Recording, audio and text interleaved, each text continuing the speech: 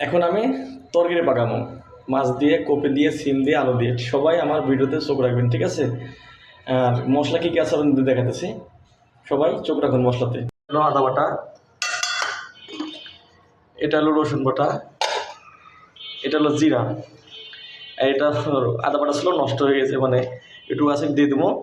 তারপর এখন আমি সরাসরি তেল দেবো কড়াতে, ঠিক আছে? কড়াতে তেল দেবো, সবাই চোখ রাখুন ভিডিওতে, ঠিক আছে? তেল দিতেছি, এই তেল হয়ে গেছে, ঠিক আছে? আমাদের তেল দেওয়া শেষ। এই দিলাম পেঁয়াজ কুচি। তো আমাদের মশলা সব ডিব্বা খুলে রাখছে, এই যে সব মশলা খুলে রাখছে। তো মশলা দেবো, অল্প অল্প করে মশলা দেবো। দেখেন, এটা হলো হলুদের গুঁড়া, এটা মরিচের গুঁড়া, লবণ আর 12 মশলা, ঠিক আছে? আর একদম দেখাচ্ছি, আদা টাদা সব দেখেছি সবাই।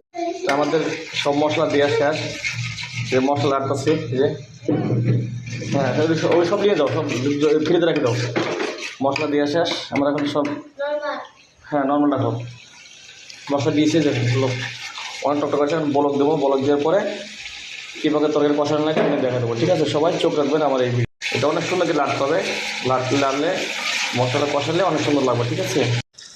তো তরকারি পাকানো মোটামুটি পারি, হেল্প করতেছে আমাদের টিটু, আমাকে হেল্প করতেছে। তো যাই হোক, এখন তরকারি ডিমো আপনাদের দেখা। এই যে দেখেন কত সুন্দর বড় করছে, এখন আমি ভিতরে তরকারি ছেড়ে দেবো, ঠিক আছে? এই যে তরকারি এখন আস্তে আস্তে কষাবো। এই যে এখন তরকারি কষাতেছে, দেখছেন?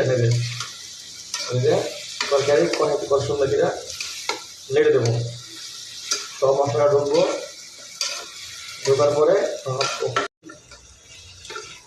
লাড়ানো শেষ, লাড়ি দেওয়া শেষ, আমি ঢাকনা দিয়ে ঢেকে রাখবো, ওকে? যা হোক, আমাদের তরকারি কষানো হয়েছে। এবার আপনাকে পানি দিয়ে, মানে ঝোল দেয় কেমনে, ঝোলটা দিয়ে দেখাই দেবো, ঠিক আছে? একলা আটা তো, ঝোল দিয়ে আপনি, এই যে আমাদের ঝোল দেওয়া শেষ, আর একটু পানি দেবো। ঝোল দেওয়া শেষ, বলক উঠলে মাছ দিয়ে দেবো, সেরকম ঢেকে দিলাম।